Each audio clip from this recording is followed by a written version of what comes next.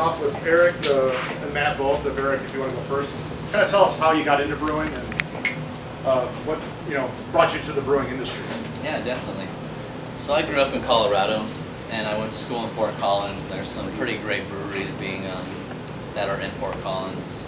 The one that stood out to me at that time was New Belgium Brewing Company. I fell in love with their Lafayette beer, and I was always curious of how that was made. So I kind of learned how to start creating recipes for beer before I started brewing beer. Moved up to Alaska my senior year of college. I just always wanted to live in Alaska. I was going to become a teacher, but I ended up working at Alaskan Brewing Company during that summer. I let them use some of the recipes that I was helped creating, and some of those beers became pretty popular, so they offered me a full-time brewing position. I called the school, told them I don't want to be a teacher anymore, I'm going to become a brewer, and that's kind of how that came into fruition. So I worked at the Alaskan Brewing Company for probably a little over 8 years. Spent a lot of time in Belgium after that. Then went to school in Germany at VLB, got my master's in fermentation science and engineering.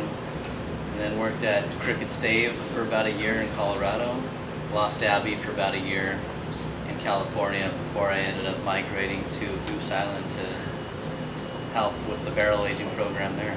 So it's been a great journey. It's a great industry to be in. Great people. You get to meet a lot of phenomenal folks along the way, and it's just a happy place to be. So, and I love Oregon. So Yeah. Thanks for having me. Thanks for coming. Matt, would you like to tell us? I mean, you kind of took the opposite approach here to Oregon from Chicago. Yeah. So first, since I have the stage now, I'll just take a second so I don't forget this later. Thanks to Bailey's for hosting this event, and most importantly, thanks to Goose Island for letting me kind of tag along.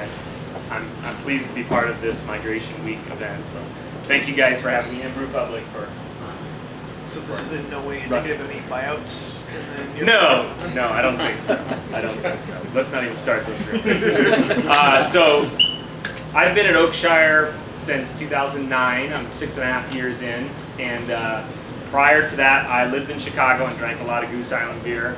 I too was a teacher. Actually, I went through with it and was 6 years teaching in Naperville, which is west of Chicago. Did that for a while and was homebrewing and kind of realizing that beer is science. I was a science teacher for middle schoolers and high schoolers, and realized that fermentation is science. You'd think they would tell you that, but they really didn't. Once I learned that and was homebrewing, I really found a passion for brewing. And so I walked into a small brew pub in Glen Ellen, Illinois, and asked if I could help out during the summer because I had free time. And they let me do it, and it was a little 300 barrel a year brewery on a 10 barrel system, so we made like 30 batches a year. And I thought brewing was just the best because we didn't work very hard. It was two of us. Well, I learned that's not really what brewing is because I work in a 10,000 barrel a year production brewery now. Anyway, I worked there for a little bit. Worked in 3 different brew pubs in the Chicagoland area, and also Two Brothers, which is a production facility west of Chicago. And wanted to move somewhere outside of the metropolitan area, and Oregon kind of had a calling. I had some family here, and was fortunate to start with Oakshire Brewing. I met them their first month of their opening in 2006, but in 2009 I was hired as the brewmaster, and I've been there. I'm the longest tenured employee besides the guy who started it. So that's kind of the places I've been and what I'm doing right now here in Oregon.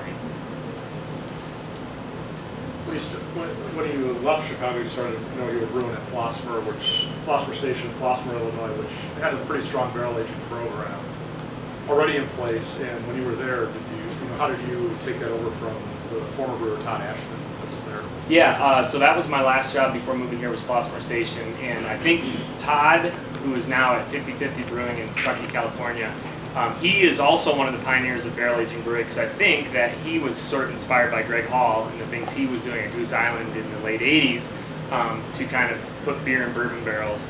And so when I started and took over for him in the south suburb of Chicago, he probably had 6 or 8 bourbon barrels, but he was winning some awards. He was going to these festivals in the Midwest and just wowing people with bourbon barrel-aged beers. So I kind of lucked into someone who had already done it, knew some things, and he kind of taught me what he was doing with barrel-aged beers. And so I was just enamored with that fifth ingredient, which a lot of times we brewers call the barrel, is that fifth ingredient.